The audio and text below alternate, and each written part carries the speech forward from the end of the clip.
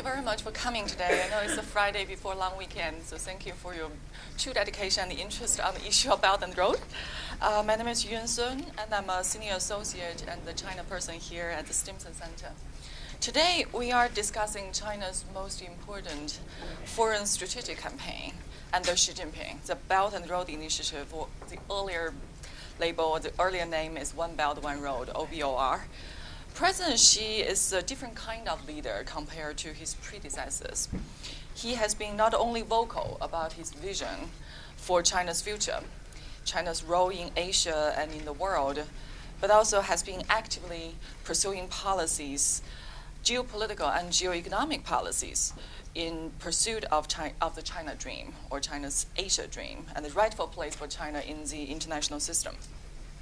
The Belt and Road Initiative, a vast campaign to find, and build infrastructure projects across Asia to Europe, is Xi Jinping's signature project to immerse its neighbors in its immediate periphery and grand periphery into a network of Chinese influence in different fields. So 4 years into the Belt and Road campaign, it is a good time to have a reality check on the BRI. How much of the proposed or promised projects have been carried out? What are the potential risks, both for China as a financier and for the recipient countries as a debtor involved in this enormous economic campaign? What are the long-term political and strategic implications of all these seemingly benevolent and harmless economic projects for the region and for the United States? Where does China's motivation come from? Is China's dream coming true?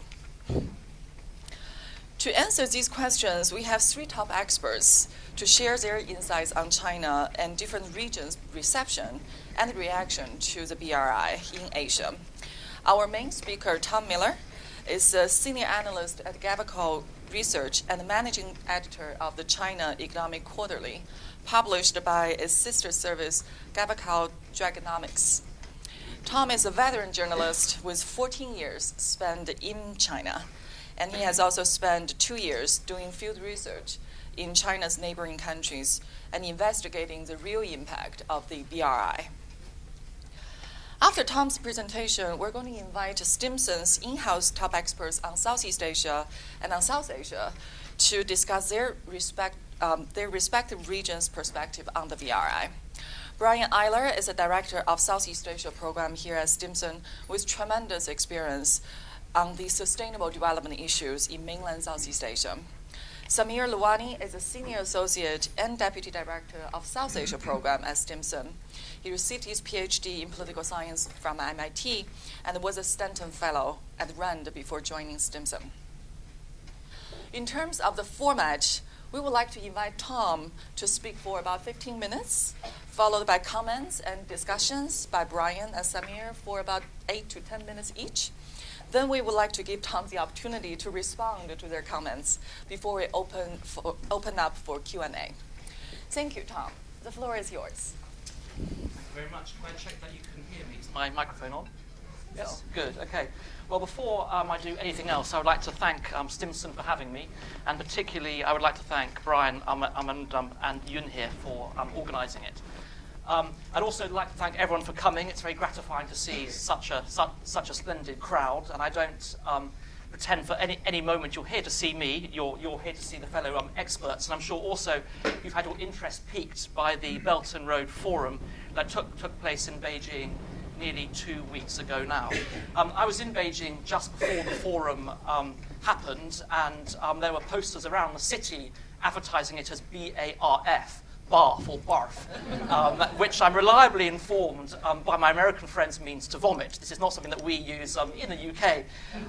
Now, I'm not sure how many people or delegations who attended BARF did end up vomiting, but there is certainly a sense in which China's rise in the region does create feelings of kind of nausea among some of the countries there, particularly in India. And I think we will come to that later. But before we sort of get to the Belt and the Road, I thought I should probably kind of sketch very lightly what I mean by by China's Asian Dream. Yun kind of touched on it, but as it's the title of my book, which I should say is for sale outside, at a mere $20 a go, so if you can afford that, please do buy a copy. The book is sort of on-the-ground account. Hopefully it's quite colourful. Today I think I'm going to speak more from the sort of top-down perspective, but the book is very much a sort of on-the-ground account of what's going on in the region. Anyway, so China's Asian Dream. Well, clearly I'm playing off the idea of the China Dream or the Chinese Dream, 中国梦, which really is kind of Xi Jinping's signature slogan, if you like. And Xi Jinping first spoke about this very soon after becoming the party chief in late 2012, and he defined the Chinese Dream as realizing the great rejuvenation of the Chinese nation. Now, of course, this in the first place is a domestic policy. It's about making sort of China a strong, powerful economy and a powerful country which cannot be invaded, if you like. But I think there is a foreign policy component to it, and that's what I mean by China's Asian Dream. And I think the key word to look at here is rejuvenate or restore, which is 复兴 in Chinese. And I think there's very much a sense in China that the kind of long-term aim of foreign policy is to try to restore China's primacy in the East, in Asia.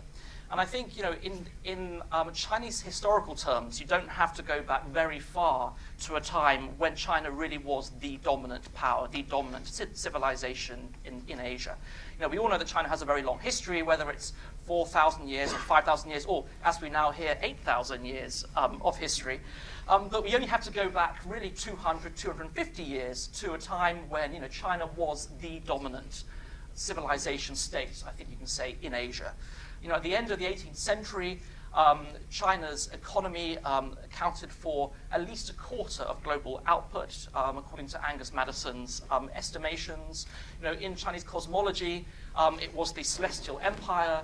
It sat at the center of three concentric circles, surrounded in the first place by tributary states. We can argue as to what that meant in practice, but Korea, Vietnam, Japan were culturally very close to China. And beyond that, you had countries untouched by Chinese civilization. In some translations, they were called the barbarian states.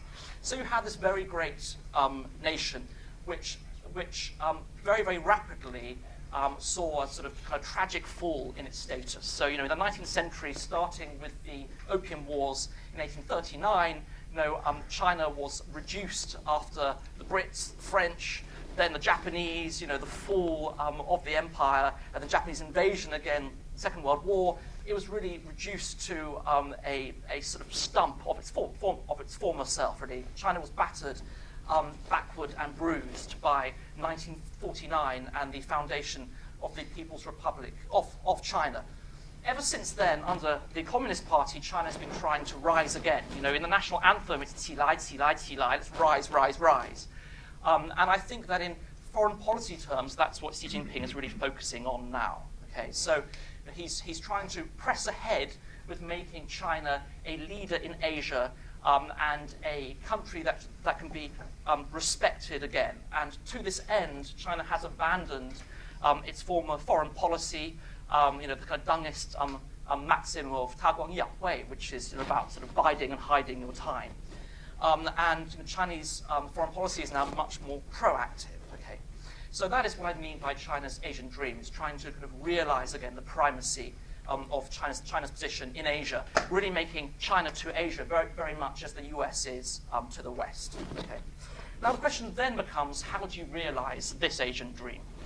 Well, I suppose you could go about it through military conquest. But I don't think China is interested in that particularly. In the first place, its military isn't strong enough. It's becoming much more powerful, but certainly it's no match for the US. It does have concentrated powers in Asia, but certainly it's no match for the US and its alliance network in the region. It could try to rely on soft power, and it's starting to do that, but frankly, Chinese soft power is still very soft indeed. And it's not very well trusted or very well liked, actually, in the region. That's something that I found on my travels. But what China does have, though, is huge economic heft. So what it has is a population of 1.4 billion people who save a lot of their income. So, and it also has a very large current account surplus. For its reserves still amount to $3 trillion, even after 18 months of protecting the currency and spending money, to keep the RMB at a reasonable level. So it has lots of money. It also has a stable of very experienced state-owned enterprises, sort of engineering firms that have built out China's infrastructure over the last 10 or 15 years. And so what China is now proposing over its borders is that it can lend the money and bring in its engineering firms to build the infrastructure and the connectivity that other countries in the region need. And the focus of my book is very much on the sort of underdeveloped, weaker states in Asia, which really do require help from outside sources if they're going to develop. Now, the specific policy which China is using to do this is the Belt and Road Initiative. Now, it's a very difficult thing to define, and I'm not sure I know what it is, to be frank with you, and I don't think that the Chinese government itself knows exactly what it is. And the reason for that is that it's so broad that it's almost undefinable. And I think people often want to see a kind of list of projects which they can tick off and say, this is the Belt and Road Initiative. But I don't think it really works like that. I think rather than a clear list, it's better to think of it in terms of broad policy aims or broad policy motives. And of course, it's also a work in progress. It's a sort of organic initiative, if you like, and it will depend, the way it looks on the ground will depend on the vagaries of sort of business deals made by state-owned enterprises and by the Chinese government speaking to other governments as well. And plans will be made, some will come to fruition, and some won't. We will have to wait and see. Having said that, though, there are a number of things we can point to. So in the first place, the Belt is short for the Silk Road Economic Belt, which is about building connectivity, new trade routes, new transport infrastructure, telecoms, networks, power grids, railways, roads, all these different things across the Eurasian continent. And then you have the road, which is short for the 21st Century Maritime Silk Road, which is about creating new trade routes or boosting existing trade routes in the South China Sea, south to the South Pacific, but particularly west through the Indian Ocean, along the east coast of Africa and into the Mediterranean. And sort of within these kind of broad frameworks, there are some specific projects that we can point at. So one example, there's been a lot of press recently, is the China-Pakistan Economic Corridor, which I'm sure Samir will talk about in more detail. Another one is the new Eurasian land bridge, which we've seen a lot of headlines in the last year about trains trundling their way from Yiwu on the east coast of China all the way across Xinjiang and Central Asia, across into Eastern Europe and finally into London. So that's another project. How much is really happening on the ground? Well, I think the first thing to say is that many of these projects were either planned or they were begun before Xi Jinping began to talk about a belt and a road. And I think there's a lot of skepticism out there about this project, partly because people say that it's not really new. It's just a big kind of propaganda push, if you like. I don't think that's quite the right way of looking at it. I mean, it is absolutely true that a lot of projects have been sort of folded into this umbrella. Okay? But I also think that because this has been made, or Xi Jinping has made this one of his kind of signature policies, there is now a lot more financing behind it and a lot more sort of political sort of momentum behind it too. So I think it's kind of wrong to see this as kind of phony. I think in one sense, though, we shouldn't get too het up on the name Belt and Road. And that because it's so broad, really, we can say that this is sort of Chinese infrastructure diplomacy across the developing world with a focus on Asia and Eastern Europe. So almost anything China's doing in that part of the world, I think now will be labeled as Belt and Road, and stuff really is happening. I think it's crucial to kind of point that out. If you go to Laos, you will find Chinese engineers on the ground blowing holes in mountains and building tunnels for the $7.2 billion high-speed railway, which they're going to build. There really is stuff happening. So let's not kid ourselves that this is some big kind of phony propaganda push. There are some numbers too that I can put out there. Now, admittedly, these numbers come from the Chinese government, and so they should be treated with caution. But I think actually we can sort of trust them there or thereabouts anyway. So if, for example, you look at investment along the Belt and Road, along 60-odd countries, in 2015 and 2016, according to the Ministry of Commerce's numbers, Chinese firms invested around $30 billion, okay? Which, is a reasonable amount of money, but actually it's only about 10% of overall overseas direct investment, so actually not that much. And so for that reason, I don't think those numbers look politically inflated. But I think more substantively, you can look at the engineering revenues that are coming in too. And in that 2-year period, they amounted to nearly $150 billion. And that's about half of China's overall overseas engineering revenue. So I think, that's a reasonable amount of money. And again, these numbers should be treated with caution. But I don't think it's particularly in China's interests to kind of lie about these numbers. So that's the progress so far. Why is China doing this? I should have said this earlier, really, but I think there are kind of 3 major reasons. And the first is economic, right? And this does relate to those engineering firms. So in the first place, sure, China's economy has picked up cyclically in the last 18 months or so. But structurally, its economy continues to slow. And there are a lot of firms in China that are looking for alternative sources of demand. And not just looking for sources of demand overseas, they also want to create and nurture demand overseas. And that is one of the reasons for the Belt and the Road. Do I think this can solve China's overcapacity problems? No, I don't. To give you one piece of evidence for that, China invests more than $150 billion every month on infrastructure domestically. And I reckon from looking at the funds available in China's policy banks and other commercial banks, that China can probably finance in the region of something like $50 to $100 billion of investment along the Belt and the Road every year. So that's a tiny amount compared with the amount they invest at home. So I think it can be helpful to Chinese engineering firms, Chinese capital goods exporters, but it's not going to solve any of their problems. Still, it's helpful. So that's one reason. I think another reason is that China is trying to develop its underdeveloped border regions, places like Xinjiang, Yunnan, Heilongjiang, Inner Mongolia, Guangxi, these sorts of places. So it's also a domestic development policy, much like the Go West policy in China, which now dates back a decade or so. So that's the sort of economic development. And, they're trying to create trade corridors over China's borders so that those underdeveloped regions of China can then trade with the countries over their borders. But I think, there's clearly a strategic element to this too. Now, the first is sort of economic. China wants to export its standards over its borders in terms of technology.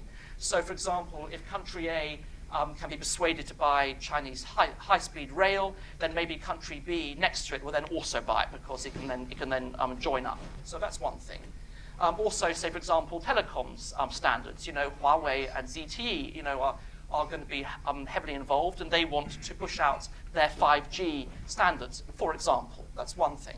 But I think another strategic element is that China wants to diversify its transport routes for kind of resources. So that's one reason why we're seeing lots of pipelines being built from Russia through Central Asia, through Burma, all of these places, and possibly in future through Pakistan as well. But I think there's also a more kind of direct security element to this. In the northwest, China is very worried about Islamist terrorism. It's worried about extremism in the region, and it wants to build a sort of security cordon, if you like, in the region. And China does see economic development. I say China and Beijing does see economic development as a sort of silver bullet in a sense. It believes that people often are attracted to religious extremism because they're poor. And it thinks that if it can give them more economic opportunities, then possibly they will try to make money instead. One person I spoke to recently, a very senior Chinese academic who's very connected in Beijing, but also does a lot of work in Pakistan, said that in a sense, CPEC, the China-Pakistan Economic Corridor, is a giant bribe. It's China saying to the Pakistani government, look, sort out terrorism, okay? We don't want it coming over the border. So that's one element too.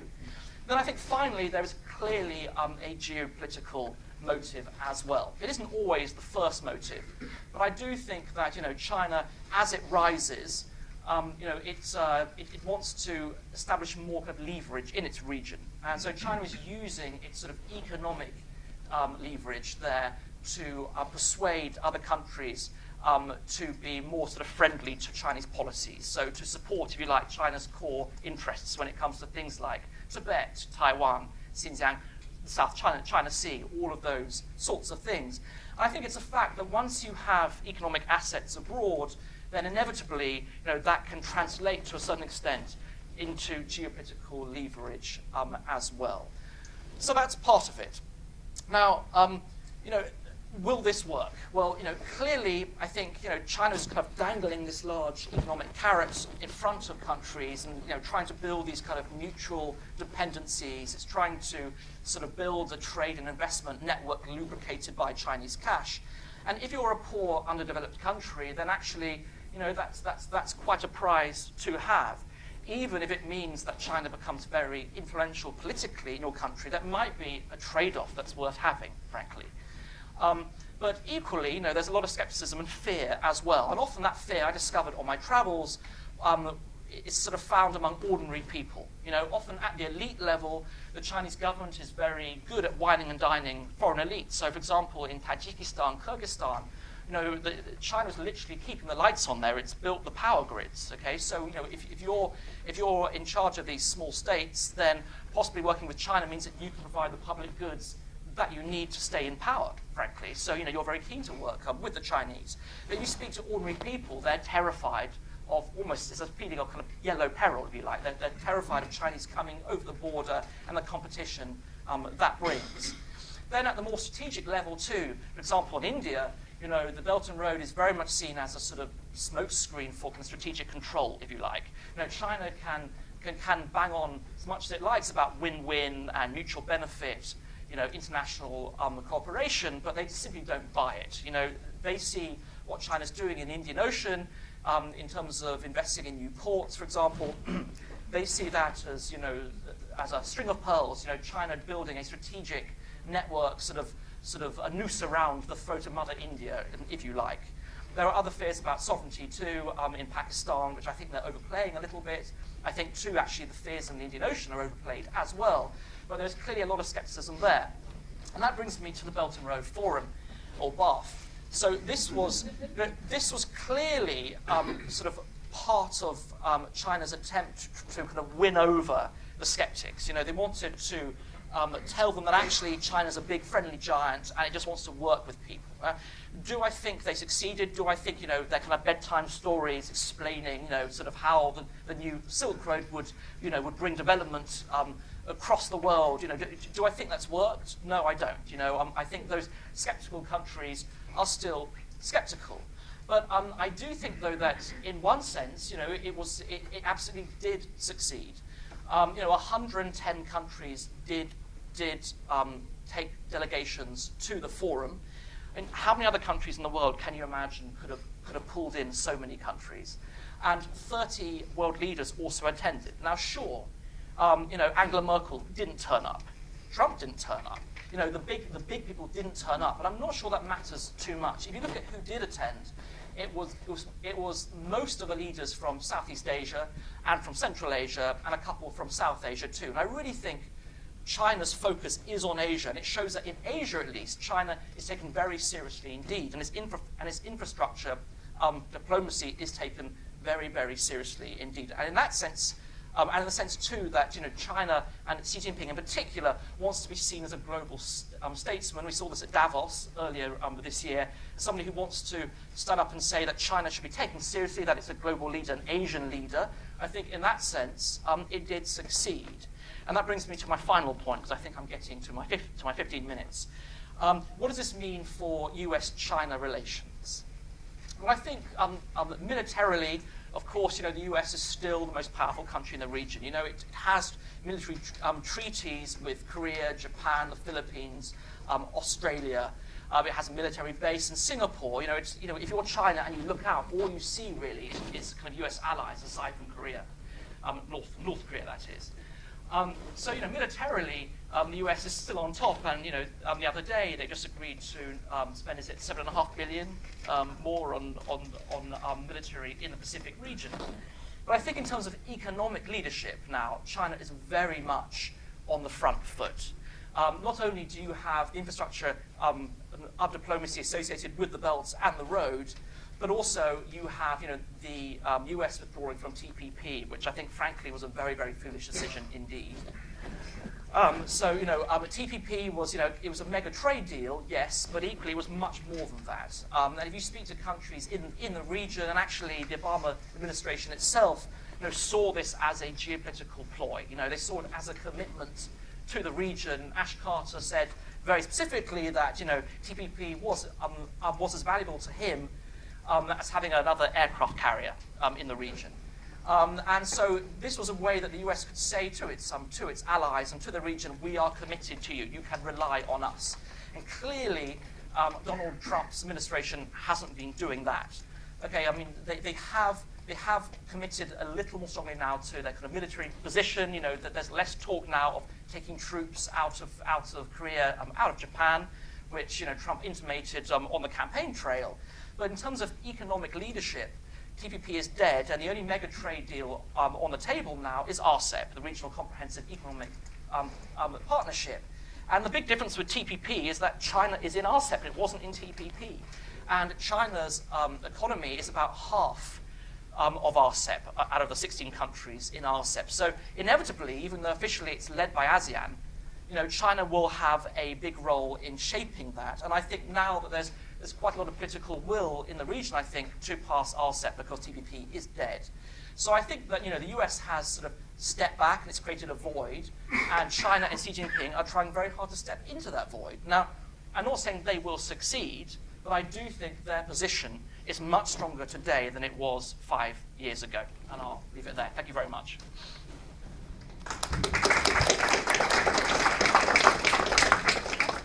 Tom, thank you for that very detailed, very insightful, informative, and sobering assessment of the BRI and the BARF reference. So now we know that China's intention is clear and China's game plan is also clear. How does the regions take it? How do they respond to it? Ryan, Southeast Asia? Speak to Southeast Asia, would focus on mainland Southeast Asia, and bring in some case studies from Laos and Cambodia, and try to draw the differences of China's engagement in those two countries and the results from those two. Okay, turn this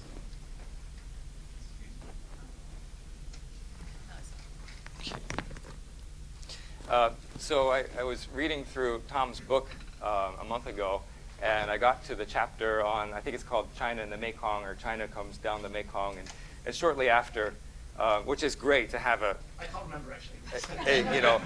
a focused effort on China's engagement in the Mekong, which is something that my team works on every day here at the Stimson Center.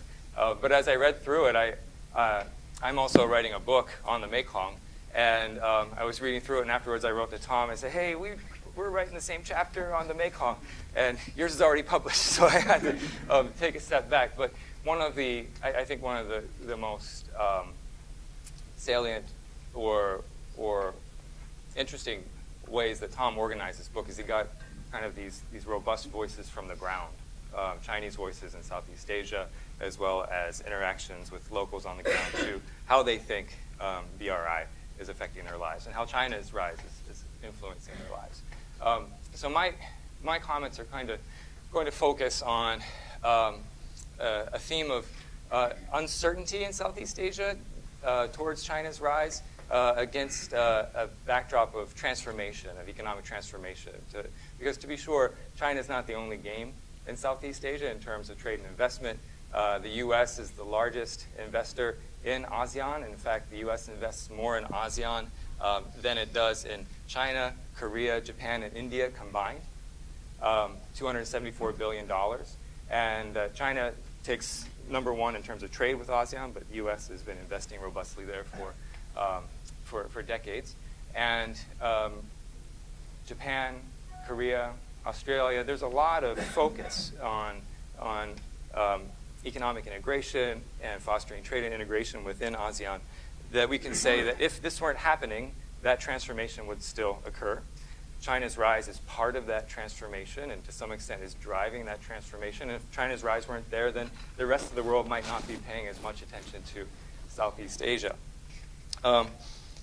So to speak to Tom's point of these efforts were, and I think Southeast Asia is where China got its start at the BRI. In many ways, the goals of the BRI in Southeast Asia haven't changed from what China was seeking to do in the region 2 decades ago. And a lot of that had to do with demonstrating that it's a good neighbor and fostering border trade, fostering infrastructure development, having highways shoot out of China, railways shoot out of China into Southeast Asia to access markets, access Bangkok, to access ports that will allow Chinese goods to get around the Straits of Malacca crisis, potentially. So that's why we see ports on the Myanmar coast. That's why there's a lot of focus on trade with Thailand, and as well as the pipelines, the oil and gas pipelines that run from the Myanmar coast to Kunming in China. All of these projects were well underway before the BRI was even a concept. And if we think about Cambodia and the geostrategic aspect of forming somewhat client-state relationships with states in Southeast Asia, Cambodia kind of foiled the ASEAN process in 2012 by failing to produce a statement on the South China Sea. That was before the Belt and Road Initiative was ever announced. So a lot of these efforts were well underway. Dams, at first the focus for Chinese investment in dams in the Mekong River was to import power back into China, import hydroelectricity back into China to feed the growing energy demands. That is something that has changed because China no longer needs that power. China is at surplus power domestically. But the dams are still being rolled out, and the impacts of those dams in the Mekong Basin are equally as large as they were 10 years ago. And so a lot of this, the rollout of the infrastructure development to achieve those goals, to achieve the market development, to demonstrate that China is a good neighbor, to avoid the Malacca crisis, has kind of left a bad taste in the mouth of locals on the ground in Southeast Asia. There is a sense that these efforts took China 1 step forward and 2 steps back. So when you talk to people in Myanmar, when you talk to people, I'm just speaking about everyday people in Laos and Cambodia, many of them feel untrust and a lack of confidence in China's ability to produce something productive for them, for their own market development in these countries. And I think that the BRI coming in 2013 and in developing now could be a chance, or could have been a chance, for China to kind of rebrand the effort.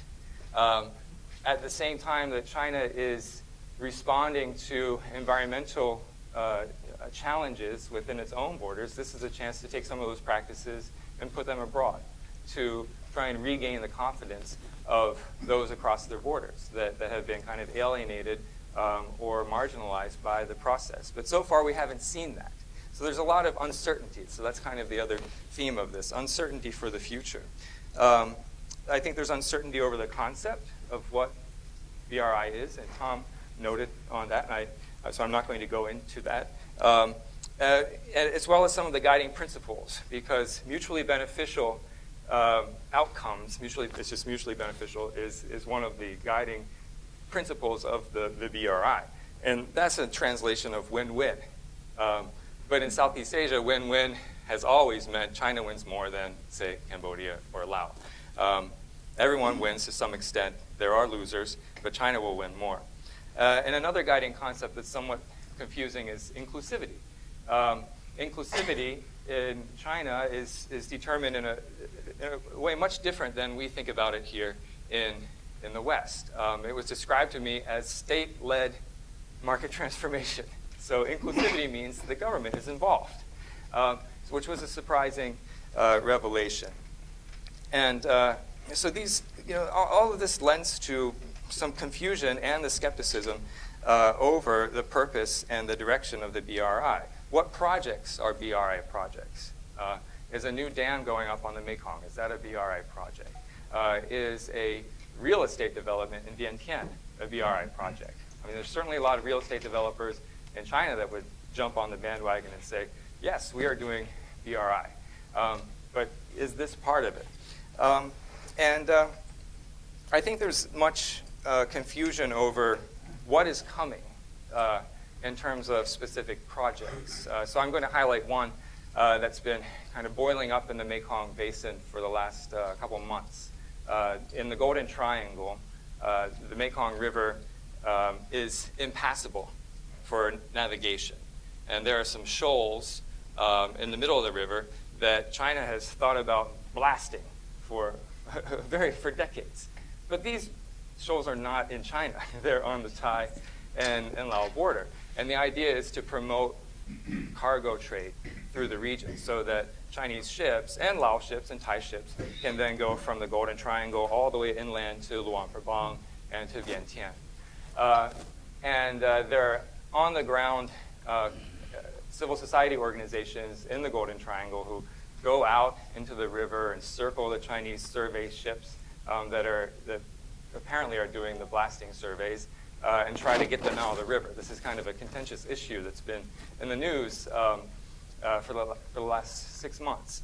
And the Chinese survey ships say, oh, there's nothing to see here. These are not the droids you're looking for. That this is not important, right? And we're not doing anything. But the locals know what will likely happen, and it's something of concern. But when is it going to happen? What's going to happen? It's a very non-transparent process. And so that was some uncertainty over what is coming. But how about when is it coming? Lao has been talking about this high-speed rail project that China is sponsoring and building for a long time. The project was passed in Laos National Assembly in 2012. Construction began January 1st, 2017. And this has taken a long time to come through. There's been a lot of uncertainty over the purpose of this high-speed rail, the 400-kilometer high-speed rail from northern Laos connecting China's rail system to Vientiane, which would then connect Vientiane to Bangkok. It's taken 5 years to come around. Much of the confusion was on, again, the benefit distribution as well as the financing around the project. And finally, it was revealed that Lao would take on it's a little bit less than 10% of the costs from a loan from China that was negotiated on rather murky terms. The whole project cost $7.2 billion. And when this negotiation was finalized, the chief negotiator, a deputy prime minister, who was China's sponsor in Laos, was sidelined. And this kind of signified a tipping point, I believe, within Laos for the Lao government and the Lao people to ask, what's really in this for us? And so there was a leadership change. The leadership change was more reflective of positive relations with Vietnam. Since then, those relations with Vietnam have been increasing. We've seen U.S. Increasing relations with Laos as well. So it's provided somewhat of a window, and I don't want to characterize it as a total shift out of the Chinese orbit or out of the Chinese area of interest, because China is still, particularly in the north, the biggest factor for economic development and social development in northern Laos.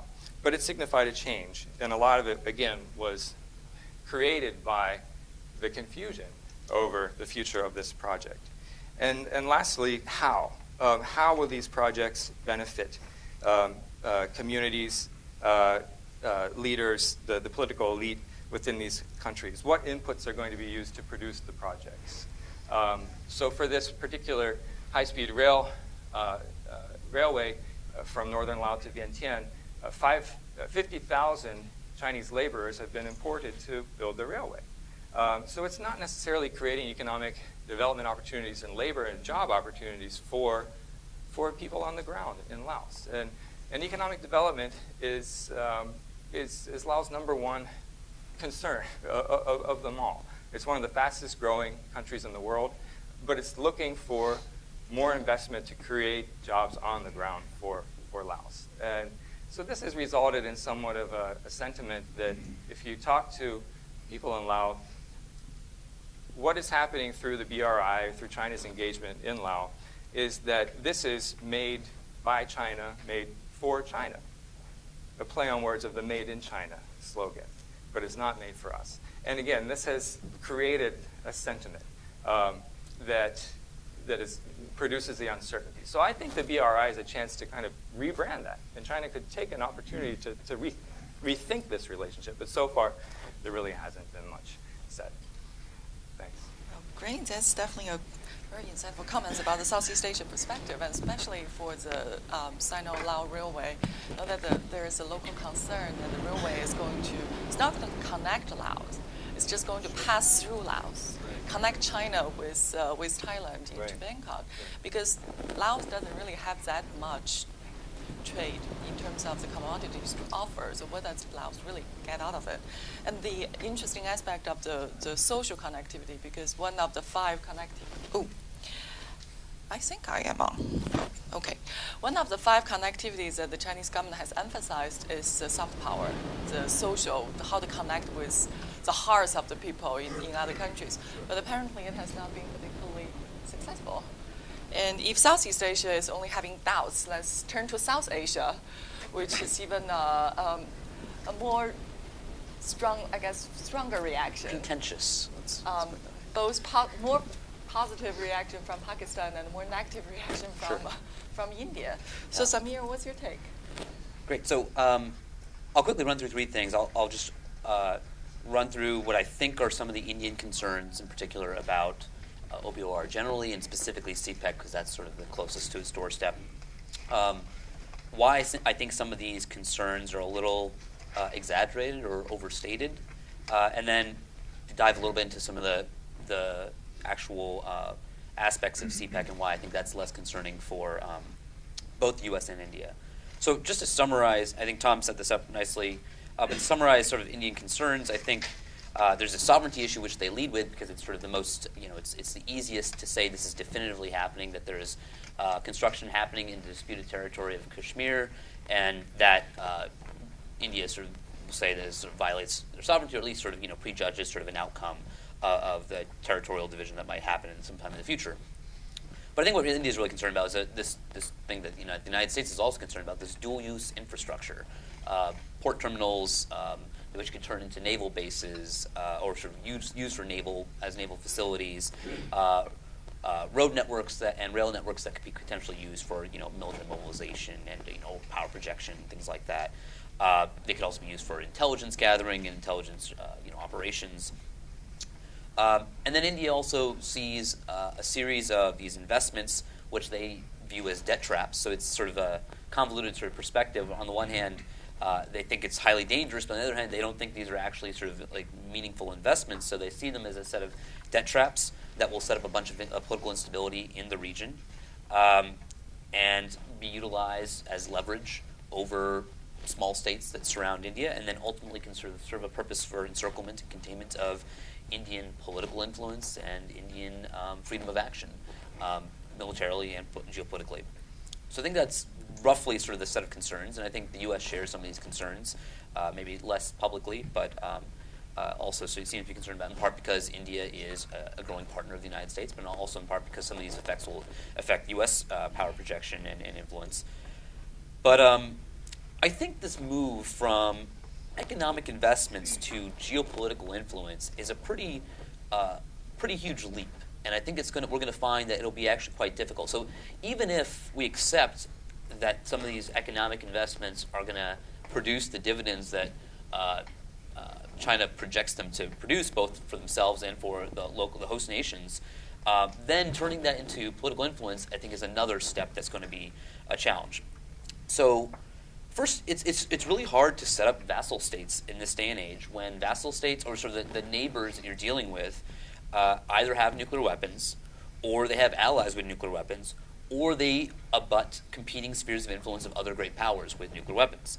So what China is doing is moving to Central Asia, and it's probably going to get some pushback from Russia at some point. I mean, it's maybe not happening today, but I imagine as China tries to sort of turn this into political influence and set up deals that have win-wins for it, that might sort of be encroaching upon Russian influence, that could be a site for potential conflict or friction, at least, if not conflict. Certainly, this is already happening in South Asia with Chinese investments in Sri Lanka, in Bangladesh, Nepal. These really draw the attention of the Indian security and political establishments. And so not only sort of pushback in rhetoric, but you actually see material changes on the ground or political changes on the ground in 2015. And I think that had a lot to do with Indian influence, which it still controls a lot, even if it doesn't have as large investments. Its influence in Sri Lanka is pretty strong. And then I think obviously the United States, you'll find the United States and Japan will also push back in East and Southeast Asia. So maybe you'll have some influence over small countries like Cambodia and Nepal, but they're also less consequential.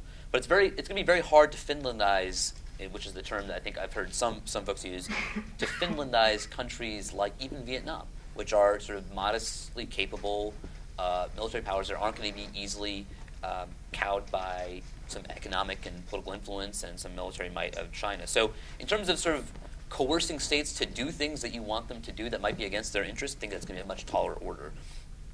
And as I said, there's also lots of opportunities for rebalancing because of push and pull factors, right? So you're going to have this pull factor, which is that Sri Lanka, as an example, will try to pull other great powers in to compete with China, as it has recently in the last few years with the United States, but also with India. But you also have push factors, which is that India will push its way into the situation and utilize whatever influence it has on the ground in terms of intelligence operations as well to make changes that are more favorable to India. And that's what you saw, I think, in 2015 in the election that took place in early January. So that's one aspect of sort of why I think it's going to be hard to translate this into political influence. I think there's also another aspect which is challenging, which is the nature of foreign direct investment itself is actually quite difficult to then hold on to it for political influence in the future. So I'm just sort of drawing from the political economy literature. There's probably a lot of other political economists who are much much more knowledgeable on this stuff. But there's one aspect in the political economy literature which talks about the obsolescing bargain or bargaining position that happens over time. So basically, as an investor, you have the highest amount of leverage and influence in this bargain prior to the investment. Once you sink your investments into the situation, into the host country, your leverage decreases over time, in part because of just lock-in effects, but in part because your investments are tied up with that host country, and they're not liquid, you can't quickly extract them. And then there are certain sectors that are even more illiquid than others, so infrastructure, mining, those types of investments are much harder to then sort of credibly threaten to exit. Right, manufacturing, you can do that, and this is really interesting literature on this. So it really does over time empower the host country, particularly infrastructure and energy, and those are the projects that China is heavily investing in. So I don't foresee any country saying nationalizing sort of these road and rail networks and saying we're done with you guys, we're not going to pay you back. But I do think that if they have problems with debt repayments over time, China is going to be forced to come to the table and restructure the debt. And they're going to be forced to restructure the payments, and maybe you start to see sort of actual real losses in this process in the near or long term. But I think it really does sort of favor the host country over time.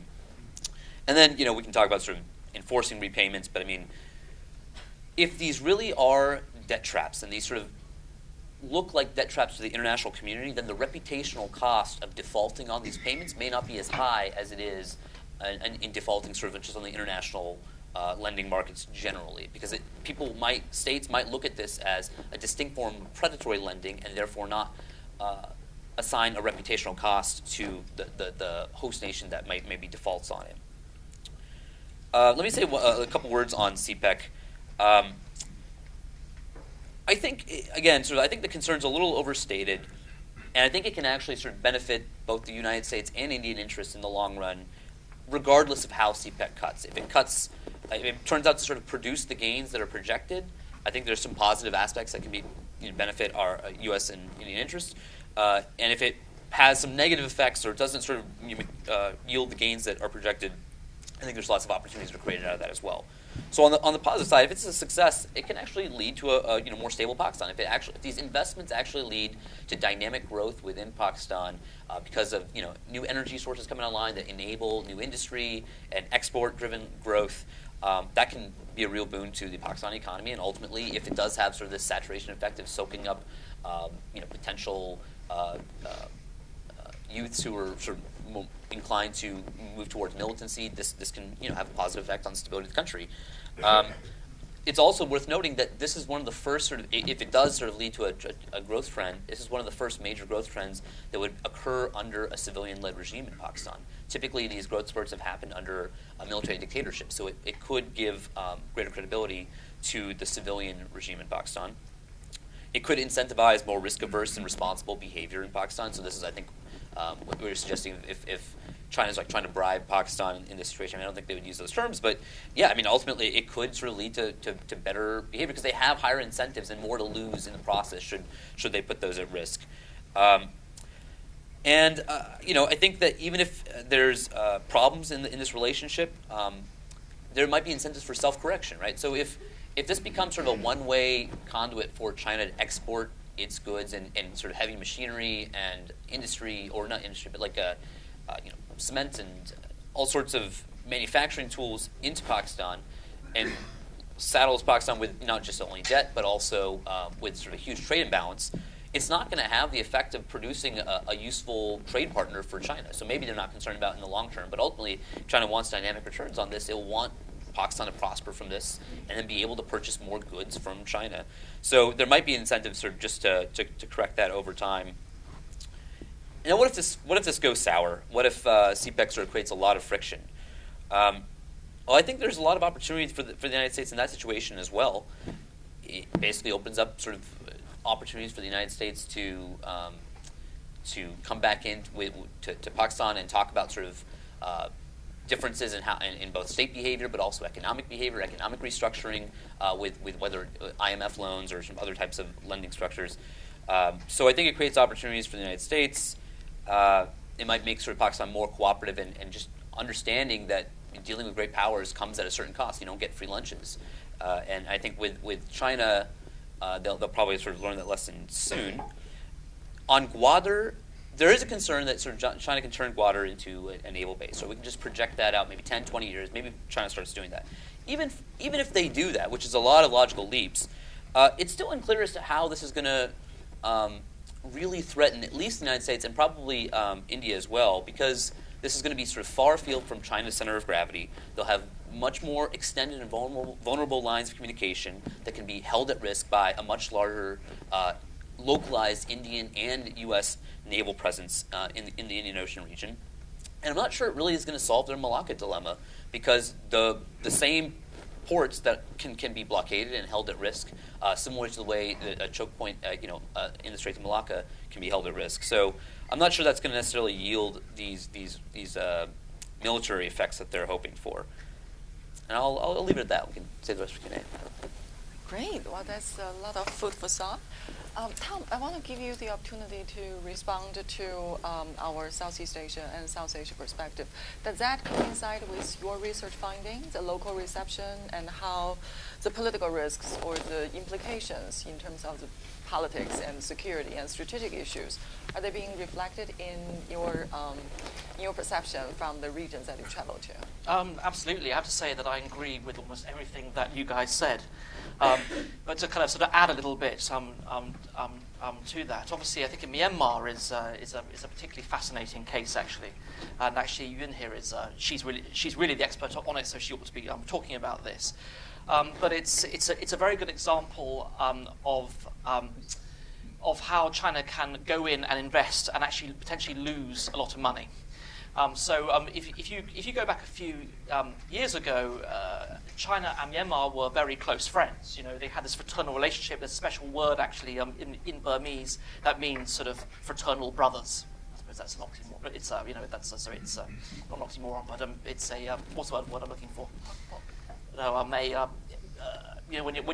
anyway, I repeated that. Fraternal brothers mean the same thing. Anyway, so when there was the democratic transition in Burma, when the what I'd call the junta, what you probably call the junta, dissolved itself, suddenly the people on the ground had a voice, and the Chinese companies and entrepreneurs who had been investing in the country had worked very closely with the ruling generals, and they were seen as having blood on their hands, essentially, and they were very, very unpopular. So all of a sudden, there was this big populist backlash against Chinese investment. And then, there was a very large dam the Chinese were building, the Myitsone Dam, a $3 billion plus dam, which the Chinese were building, or China Power International, actually, the company that was building it, in the Irrawaddy Basin, which is seen as the civilization of Burman. Seen as the cradle of Burman civilization. So that was very, very unpopular indeed. And that dam, it's still postponed to this day. There was also a local occupation of a big copper mine in northern Burma as well. So a huge pushback against Chinese investments, and all of a sudden, the US sort of moved into the region too, and China found itself kind of pushed out. And this is a sort of excellent example, I think, of how if China doesn't work carefully on the ground with local people, then if the political winds shift, it can find itself in a very sticky position. Another example is in Sri Lanka. So China had worked very closely with the Mahinda Rajapaksa regime until January 2015, when you had the elections there. And so I think the estimations are that China had invested about $5 billion worth in various things in the country, including sort of various sort of a port and a cricket stadium and various other things in Rajapaksa's hometown, down in Hambantota. But there was a lot of pushback against the Chinese investment there. Became an issue in the election. In the Sirisena government's manifesto, they spoke about sort of being colonized by the white man, and now a new colonizer coming in. When I went down there it would have been 2015, I interviewed the Minister of Finance, among other people, and he was saying, look, the Chinese did these deals with the previous government. We don't blame the Chinese because that was how things worked in those days. But they're charging crazy interest rates, sort of 8.8% was the highest. The reason being that they were siphoning off a chunk of that money into the pockets of Rajapaksa's cronies. And he was saying, look, we just can't have this. They have to restructure these loans. And he said, look, we can, as Samir was saying, we can look to other countries. We can work with the Americans. We can work with the Japanese. We can ask the World Bank and the ADB for money. We can go to the Europeans. And so that was the aim. And India too. Of course, when it came down to it, though, there wasn't much money forthcoming, and they had to go to the IMF to get a bailout. And since then, the Chinese have come back in, and we've seen various investments. That debt has been swapped for equity now, so China actually has more ownership there. So that's a sort of example of one belt, one trap, if you like, which is one way of referring to it. Actually, another sort of example of this is that SOEs in China and some of the Chinese financiers also refer to it as a trap too. Because they worry that they won't get any commercial return on their investments. I think I'll shut up there, but I think I do agree entirely actually with what's been said. Great examples. So with that, we'll open to questions and answers. There is a mic. There are 2 mics. Please identify yourself and also tell us to whom your question is directed. The gentleman over here.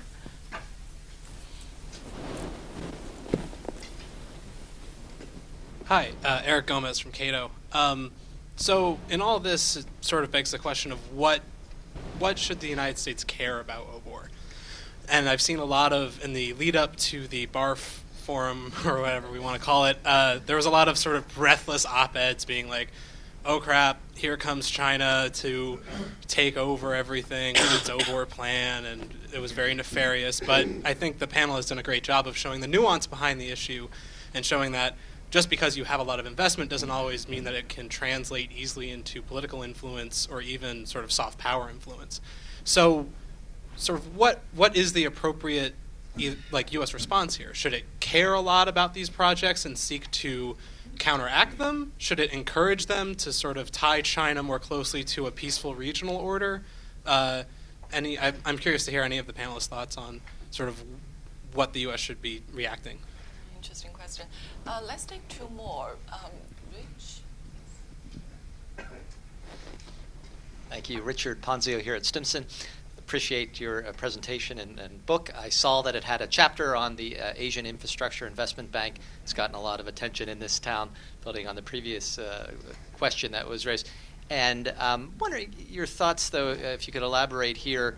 AIB, it works, I understand, with the World Bank, with the Asian Development Bank, the BRICS Development Bank, some of these vehicles for delivering on the big initiative, but 2 in particular that I think I, for one, am not familiar with, the state-owned banks that are apparently leading the charge. If you could say a few words about whether you feel they're equipped to deliver on this ambitious agenda. And the gentleman over here.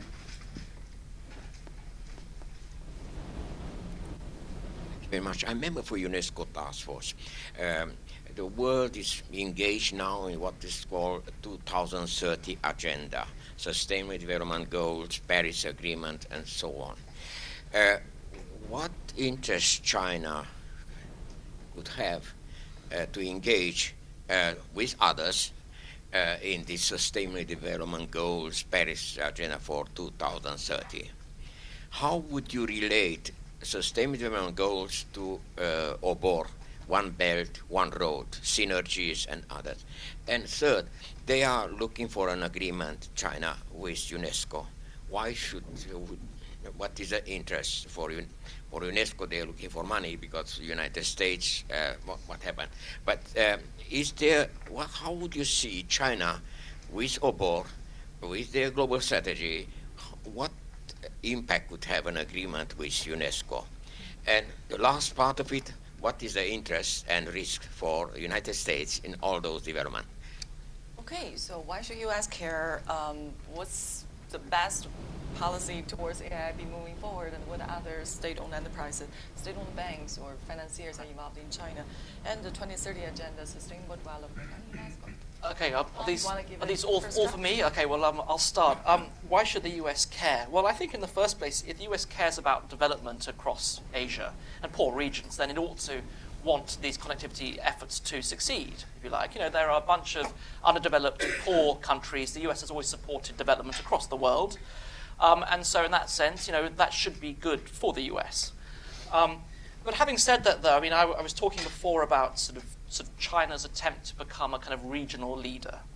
I'm not American, but, you know, if I was American, I would probably prefer the idea of America being, you know, the sort of the more powerful country in the region. And I think that, you know, if China can succeed in its attempts here, if it doesn't really sort of irritate its neighbours, as we've been hearing about some of the examples of what's going on, you know, if it can show that it can sort of build regional integration and it can be the kind of leader of that, then inevitably China's power is going to grow in the region. And I think, you know, the more long-term aim China has is to push the US out of the South China Sea further into the Western Pacific. And if its infrastructure diplomacy works, then it will have more local support, perhaps, in those efforts. You know, the US at the moment has this powerful alliance structure. If it doesn't if it doesn't sort of keep that structure together, if people think they can't rely on the US, then they will move closer to China. I think they have two options here. China is the big neighbor, the big economic power, and they will work more closely with it. So I think that's a sort of a consequence of if the US wants to remain a superpower, if you like, in Asia, then it should care about that. We can talk about this for a very long time, though. So I'll leave that there. To go to the question about the banks, well, I think obviously there was a lot of talk about the Asian Infrastructure Investment Bank when it was first founded. And of course, the US did push back against it. People claim here now, I understand that, they never did. That's not really true, is it? It's disingenuous. They were anti the bank, but it's been much more successful, I think, than China could ever have conceived. It now has more members, at least in terms of sort of bringing people in, bringing them on board. It now has more members than the Asian Development Bank, which has been going since the late 1960s. And I think symbolically, the AIIB is very important because it's an example of China creating institutions and of China trying to complement, if you like, or supplement the existing kind of global architecture. I don't think China's trying to replace the Bretton Woods system. It's not there yet, but it's a sign that China is serious when it says we want to be a global leader. China, until Xi Jinping took power, it did follow Deng Xiaoping's maxim of sort of keeping a sort of low profile on the international stage, right? And Xi Jinping is a guy who wants to burnish not only his but China's leadership credentials. And the AIIB is very much about that. And I think actually it's a very good thing that all these other countries have come on board. It was originally conceived, I think, as a financing vehicle for the Belt and Road. And if you read the statement that NDRC put out in when was it? Was it March or May 2015? But it was the sort of founding sort of principles of the Belt and the Road. It was in there. But now it's disassociated itself from the Belt and Road, I think, because it has all these other members, and it cannot be a vehicle for Chinese foreign policy, and it's very encouraging. It'll have people like Germany, like Britain, like Canada on board to push it in the right direction.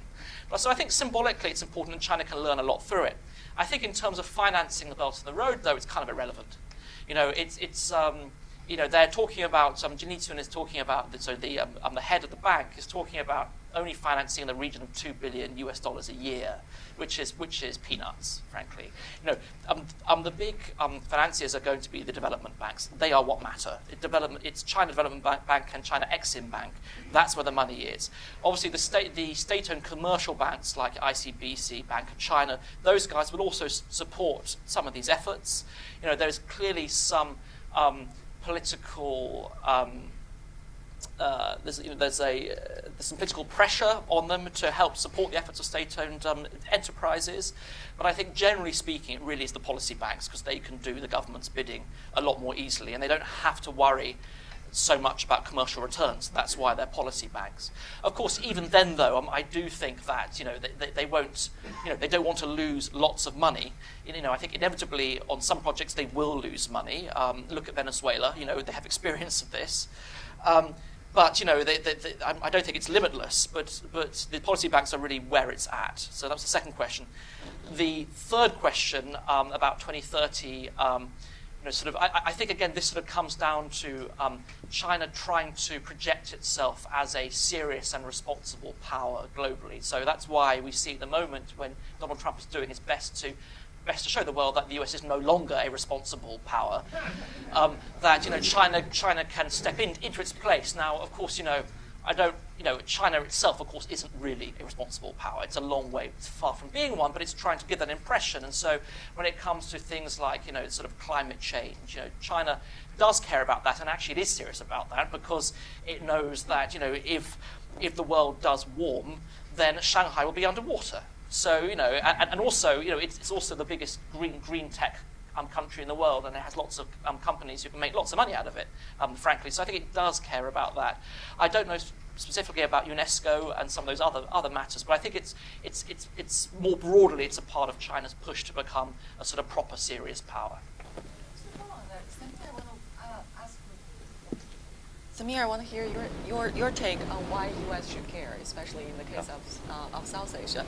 And for Brian, because you work a lot on sustainable development in the Mekong region, do you see that the Chinese investment, like the hydropower projects so far, have been in line with the claim that sustainability and it's all socially, environmentally friendly?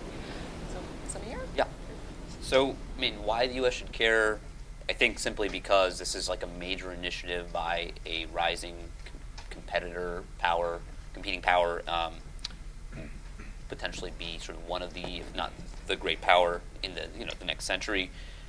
So we should care about this major initiative. Now, what we do in reaction to it, I think there's sort of a lot of sort of range of activity. There was a good article. It's not my expertise, but there was a good article by Ziad Haider 2 or 3 days ago in Foreign Affairs, basically sort of laying out sort of there are ways to both cooperate in certain parts of this venture and compete in other aspects of it. So cooperating on adding more investment to certain aspects of, so for example, Pakistan energy developments in power plants. I think GE as a private investor has gone in to do some sort of collaboration or sort of is helping support some process. Maybe it's turbines. I'm not really sure. But those are sort of the United States can encourage private investment into some of these areas where it thinks it's going to be beneficial to its interests, and it can offer or sort of help stage competing deals for infrastructure or trade. So not just the United States, but like Japan and India are thinking about this a lot. They're offering sort of alternative options for port development. India has been talking for a very long time about the Chabahar port in Iran, which can be sort of an alternative route. And it can actually take this seriously and start working on it. Well, it started working on it, but it's been saying that for also more than a decade. I can't remember sort of what the status of this is, but I know Japan sort of was building sort of a competing port in Bangladesh, and I'm not sure if that one got the go-ahead. But you can compete on infrastructure, and I think I've always been confused as to sort of why TPP is the answer to this, because it seems like we're talking about sort of different things. One is a trade agreement, the other is about sort of, major infrastructure investment. But I do take Tom's point, which is that there's sort of maybe a symbolism that sort of sends signals to the region about us, still being there, present, and competing. I'll try to keep this brief because we do want to field more questions. I'm going to combine what should the U.S. do with the sustainability and hydropower question. I think under the previous administration, there were many opportunities created by China's infrastructure investment in mainland Southeast Asia that created opportunities for the United States to strategically and I think just from an efficiency point of view, engage on these issues in China, or in Southeast Asia. So China's investment imprint in mainland Southeast Asia made it very clear that these investments come with huge social and environmental costs, whether that's impacts to fisheries with hydropower projects, or whether that's the Myetzone Dam, also another hydropower project, which was seen to have much more of a social impact, to impact the local Kachin people. A very important part of their heritage landscape was to be destroyed. And this created the opportunities for U.S. engagement. We've tracked U.S. Army Corps of Engineers engagement on public participation for infrastructure development projects within Laos, within Myanmar. We've tracked the Department of Energy work as well. National Renewable Energy Labs is currently assisting countries in Southeast Asia to think about ways to optimize a renewables portfolio strategy. And these are great opportunities to not just expand U.S. soft power within the region, but increase interagency engagement between U.S. government agencies and those on the ground in mainland Southeast Asia. So I think that these are the things this is the type of engagement, kind of the software, the management, the capacity building engagement that Southeast Asian states need. They come about in reaction to China's investment practices, as well as other countries' investment practices. So in terms of hydropower, no. The sustainability footprint is not there. The Chinese investments are done on a commercial basis by and large, or they might be a policy supported dam. For example, the Lower Saison 2 dam in Cambodia, Hun Sen asked China to build this so that by the 2018 elections next year, this dam will be complete, and Cambodia's energy bill will come down for consumers, and then they'll all vote for him. And the builder itself said, we don't really want to do this because we're not going to make money on it. But it was foisted upon them. And this gets to that trap that you're talking about. And this dam itself is, once it's completed, is said to have an impact of reducing 10% of the entire Mekong Basin's migratory fish flow. And people on the ground rely on that fish catch every year. So this is kind of one aspect of the sustainability problem. But again, what's coming out of China in response to China's own environmental degradation, the response that green tech companies and the government policies that are coming forward, that type of approach can also be applied by Chinese investors, state-owned enterprises abroad, and government agencies. Let's see about that. So more questions on this side. The lady over there.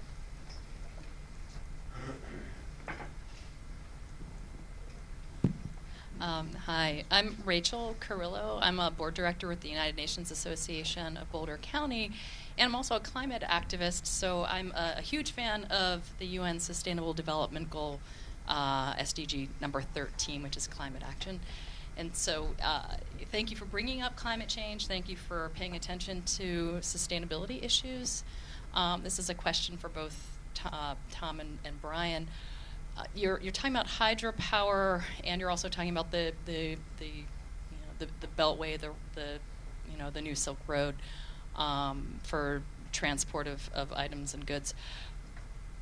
Where is solar power coming into this as China leads the world in solar, and it certainly is selling its panels and innovations to the U.S., and we're working with, our national renewable energy labs are working alongside the Chinese and have folks from China in Golden, Colorado working very diligently on mitigating the impacts of climate change. And I just want to know where solar fits in both sides. Why is it all hydro? I mean, whole communities are being displaced.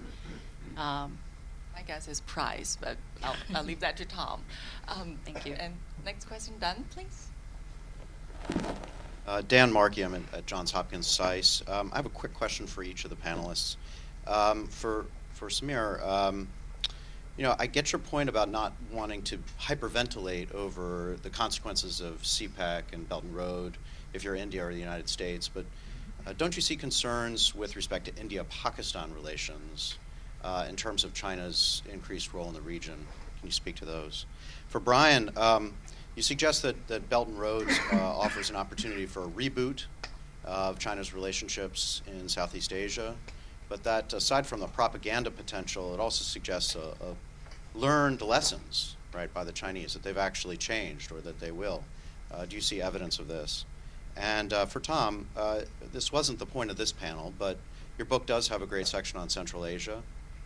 I'd just like you to reflect on the evolving Chinese-Russian relationship in Central Asia. I think that's a big storyline, and I think you'd be remiss not to catch us up on that, maybe just the latest, what you see there. Thank you.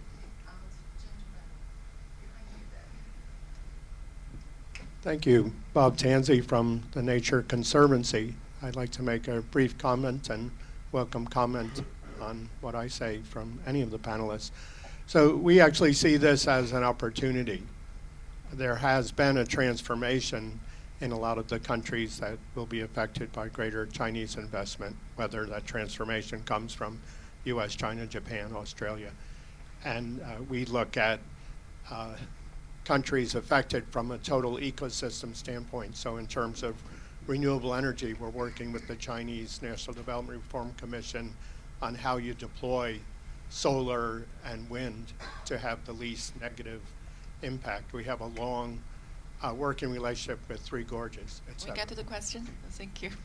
Comment and welcoming comments on what I just said. Okay, great. Should we start with you? Yeah, okay. So I'll start. So I'll start with solar power. have to admit that I haven't actually looked at this at all, and nor did I find any evidence on my travels of solar power there, or sort of plans to invest in solar power. But I think it's worth emphasizing that I've been talking about the Belt and the Road as a sort of international project, okay? But also it's a domestic project as well. Every single province in China has its Belt and Road plan, and one of the biggest, one of the regions that has the most investment is certainly the northwest, Xinjiang, and obviously there's a lot of potential there for solar power.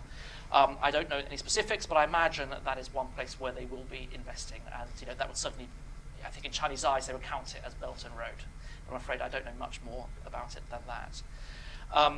To come to Dan's question about Russia and China, I mean, this is a very awkward thing, right? So there was a very good quote by the International Crisis Group, which you incidentally used to work for, where they quoted, I think it was a European diplomat, who said that watching the Russians and the Chinese together was like watching the dance of the mongoose and the cobra, something like that, right? So I think the best way of describing the relationship between China and Russia is one of frenemies, if you like. They will happily work together because they have things in common. They're both, rather nasty regimes, sort of run by nationalist, authoritarian leaders. There's sort of access of kind of authoritarianism, if you like. And if Putin and Xi Jinping can work together to kind of thwart some of the wishes of the Western world, then they will do so, right? But of course, in Central Asia itself, there's obviously this is a region that was Russia's backyard. It was part of the Soviet Empire, and there's a lot of friction there.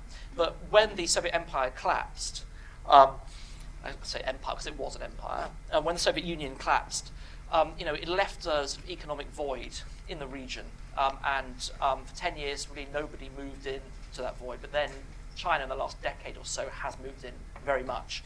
And economically now, China is absolutely top dog in the region.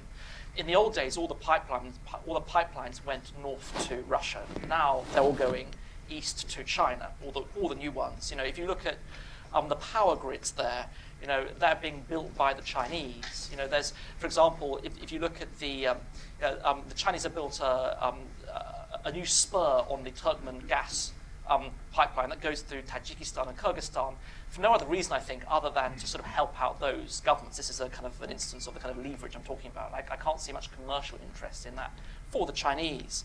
And so the Chinese are very much there. And actually, if you speak to people on the ground, they very much welcome the Chinese investment because they're not seen as being such a sort of political risk as the Russians.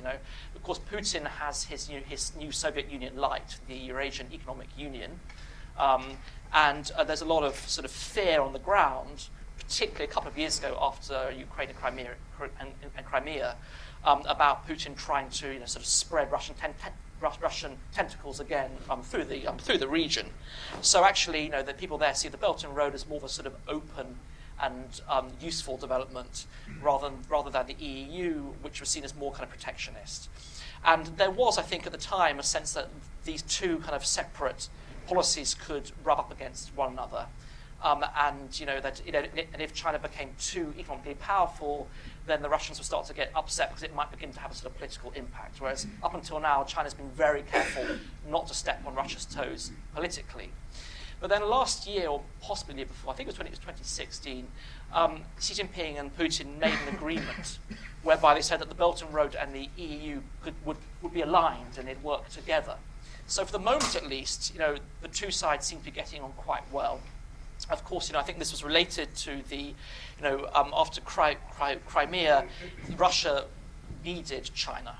And so, it needed to sell its gas to China. So it came. So you now have the Power of Siberia pipeline, and so Russia needed to work with the Chinese. But I think there's always going to be a potential for conflict there. So I think we'll have to wait and see what happens. But for the moment, at least, it's in both their interests to work together. How about the issue of the nature conservancy, sustainability, again related to Belt and Road Initiative? Right. touching on solar, and also lessons learned. Let me go there first. I think that from the institutions that the central government can control, there is a realization that there's a need to change approach. And that has come, again, through the realization of the creeping anti-Chinese sentiment and reaction towards these projects and the backlash that Tom talked about. And so we've seen a lot of work with actually U.S. institutions, the TNC, one of them, on developing protocols for Chinese state-owned enterprises operating abroad to invest in mines, for natural resource extraction, for hydropower, for other types of broader investment projects. And it seems like there is kind of a turn. It seems like there is a lesson learned there. But the set of actors that are going abroad from China are very diffuse. There are something like 1.3 million Chinese abroad in other parts of the world working in markets, selling wares, building railroads, and all of this. And that cohort is hard to rein in. And they come from a very diverse set of backgrounds, educations, and abilities. And so that's, how can the lessons be learned? It's going to take a long time. I think the U.S. went through this too, with the ugly American phase, 100 years ago, if you will, 50 years ago. And again, it took a long time, and I don't know if we figured it out. I would say we're doing it well, but there are critiques out there that say that we don't. But again, this will definitely take time. For solar, Myanmar, Laos, Cambodia, the energy sectors are very nascent. Laos is a little bit farther ahead and looking to export a lot of this hydropower. So that's a #1 economic development goal for Laos. Therefore, China is interested in helping Laos build these dams so it can meet that economic development goal. Cambodia and Myanmar need to focus more on meeting load demand. So this is kind of focusing on larger projects. And unfortunately, policymakers and planners look at this through a traditional distribution method for energy, kind of the old spoken wheel process. Big plants meet demand in big areas. And solar is hard to fit into that picture. So just for an example, we were in Cambodia a few months ago looking at the master energy plan as it was coming out. And it's all solar. It's all hydro and coal. But Cambodia has lots of potential for solar to be plugged into to complement that load that is being developed. And the sentiment was that, well, we don't understand how prices will be in the future. We don't know what type of policy frameworks to construct to introduce other types of renewables. So we're just going to stick with the old ways. And China's investment will be a part of that process. Could I possibly just add one small comment to the question about Chinese companies learning from their mistakes and how it's not only China that's been through this process. So, for example, when I was in Kyrgyzstan, people there had this sort of metaphor for sort of fearing the kind of huge Chinese neighbor, and they would say that we worry about our country being gobbled up. And then they would say that quite literally, Chinese workers coming over would actually eat their donkeys. So you can see, the metaphor becoming reality. But they said, in the old days, it was the Koreans and they ate our dogs. So it's not only China. Everyone goes through this learning process. Okay, let's move on to the hyperventilation about the South Asian competition. Samir, any comments? Yeah, so I've been doing a little thinking on this. I don't think my thoughts are fully formed, but as I'm thinking about sort of the potential ways in which India could see this as harmful to it, let's table the sovereignty issue for a moment, just think of sort of like the longer term effects. So maybe they think that this could cause Pakistan to become more aggressive in a variety of ways. It increases potential sort of military spending because of just like, the rising economy overall sort of fills the balloons the military budget as well. Maybe it leads to some false optimism on Pakistan's part, just increased confidence to run certain risks. And then there also might be sort of a logical justification for sort of this false optimism and higher risk propensity, which is that they may think that they have Chinese insurance on all their actions, right? So the moral hazard problem. And maybe the last concern India might think about is China and Pakistan becoming sort of a single axis. And I think one of the things some Indian official mentioned to me was, they have this fiber optic link now from Kashgar to Rawalpindi, and it's supposed to run all the way to Gwadar. So maybe they are preparing sort of the infrastructure for synchronized military operations. I think there's potential for some of those things. I'd say that sort of the concern that India has is maybe less so about sort of like a conventional military threat from China and Pakistan, and more just generally about sort of the risky behavior it indulges with non-state actors and militant organizations. And I think actually that might lead to I think there's a story you can tell yourself that it could potentially change incentives for Pakistani behavior. So one is just it could lead to sort of increased risk aversion as they have more to lose in this process. So there's more at stake in a rising economy, and so putting that in jeopardy routinely by sort of cross-border activity that then triggers Indian reactions and sort of courts the risk of war on a constant continuously is something that might threaten future investment, future trade, Chinese tourism. All these sort of the sources of revenue could start to maybe dry up potentially. The second is that China itself could become more assertive in telling Pakistan or pushing Pakistan around a little bit to crack down on militant groups. Yoon sent me this story 2 days ago. The two Chinese nationals who were teachers in Quetta were kidnapped. I don't think this is the first time, and I don't think it's going to be the last time. I think you can see increased targeting of Chinese personnel, which there's going to be a large amount of Chinese personnel on the ground in Pakistan, and even if they live in sort of these compounds and stuff, like there's going to be plenty of targeting of them. In part because the Chinese project is, and we didn't mention this earlier, but the Chinese project has much larger ambition, at least from some of these leaked documents. The Khurram Hussain article that came out in Dawn maybe a couple weeks ago was suggesting that China is trying to sort of invest. It's not simply about infrastructure. They're going to engage heavily in the agriculture sector and sort of becoming sort of the hub for sort of shifting Pakistan from a heavily sort of regressive, labor-dependent agricultural production to agribusiness and substituting technology for labor. I think they're going to encounter a ton of friction with that, with landlords who are also political elites and have relationships to these militant networks.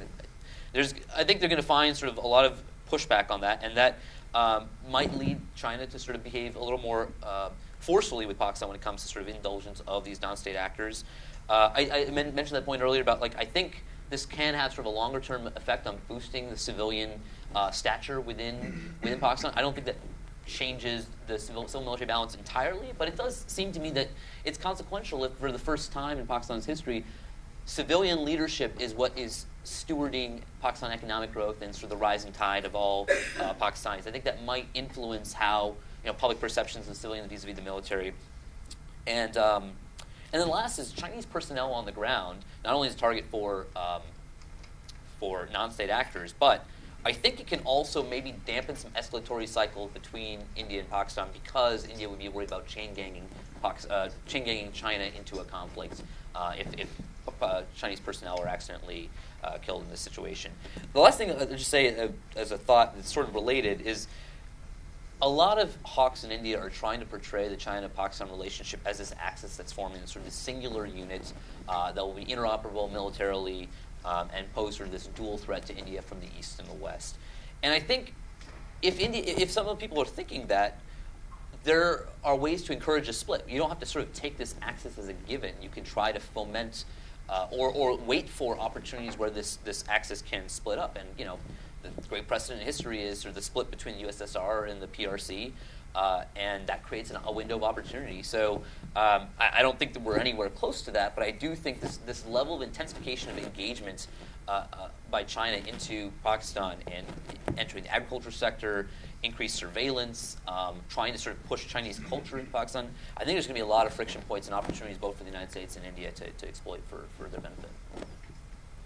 Well, we are at the end of our session, so we're going to adjourn the meeting. We have heard a lot, we have learned a lot. Feel free to stay on and chat with our experts. So please join me again in thanking our panelists today.